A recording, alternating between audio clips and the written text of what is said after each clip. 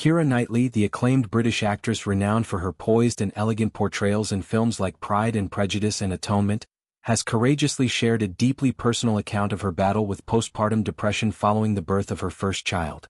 In a candid revelation, she described experiencing a profound hormonal crash that plunged her from an exhilarating high into a disorienting low, ultimately leading her to seek extensive therapy to navigate the emotional turmoil. This confession sheds light on the invisible struggles many new mothers face, highlighting how even those who appear to have it all can grapple with overwhelming mental health challenges.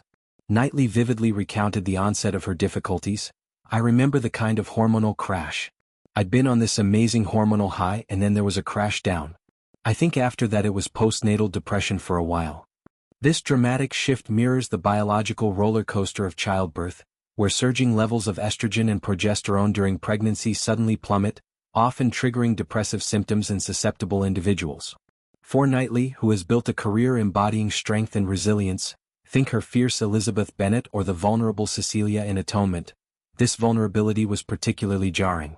Compounding the hormonal upheaval was relentless sleep deprivation, which she endured for an astonishing 3 years. "There wasn't any sleep for 3 years and that was for a completely normal birth," she explained. "Despite a delivery free of major complications, the baby was fine. I was fine." The absence of rest eroded her sense of stability. New motherhood, especially for a high-profile figure like Knightley, involves not just caring for an infant but managing a world of expectations. Her words capture the paradox. Everything was fine and still, despite everything being completely fine, this huge, life-altering thing had happened. This dissonance, physical wellness juxtaposed against emotional chaos, is a hallmark of postpartum depression, affecting up to 15% of new mothers worldwide. Knightley's journey to healing involved lots of therapy, undertaken about a year or two postpartum. Therapy became her anchor, providing tools to unpack the confusion exacerbated by the lack of visible physical markers of distress. "It was confusing, not having that physical side of it made everything more confusing," she noted. Unlike conditions with tangible symptoms like swelling or injury, postpartum depression often lurks beneath a facade of normalcy, making it harder to validate and seek help. Knightley's advocacy through sharing this story normalizes therapy as a vital resource, destigmatizing mental health support in an industry where perfection is currency. Beyond the mental fog, Knightley confronted unexpected body image shifts. Long known for her slender frame, which required minimal effort to maintain, "I've always had a body where I did very little and it was just one of those thin bodies." She was stunned when her postpartum figure refused to rebound quickly. "I was very surprised that it didn't. It came back," she admitted, specifically referencing her inability to fit into her favorite jeans. This moment of shock underscores a universal truth for many women. Pregnancy reshapes the body in ways that defy preconceptions, regardless of genetics or lifestyle.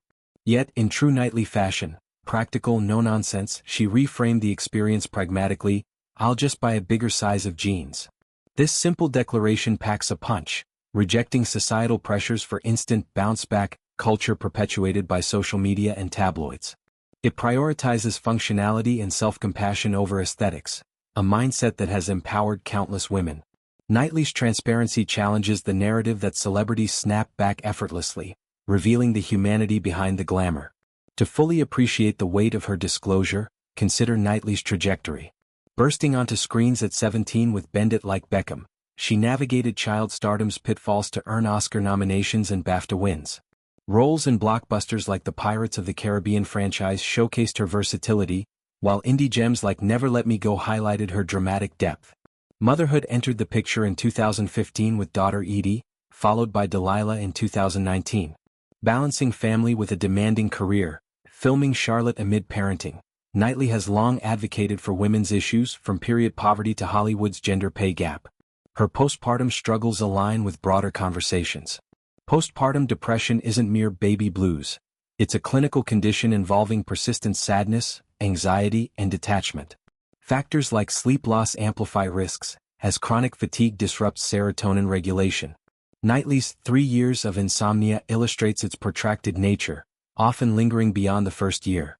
Research from the American Psychological Association emphasizes early intervention, therapy, medication, support networks, yet stigma persists, especially for public figures fearing judgment. Knightley's story resonates culturally. In an era of influencer moms posting gym selfies weeks postpartum, her honesty cuts through the facade.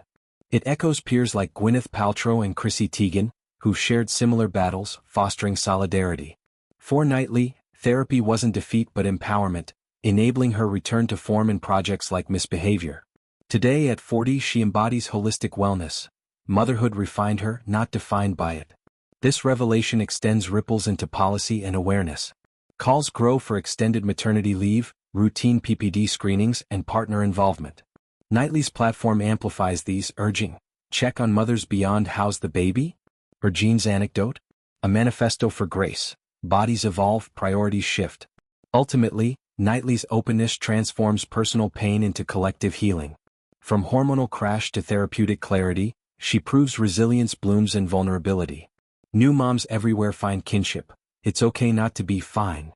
Buy the bigger jeans, embrace the crash, seek the therapy. Life alters gloriously.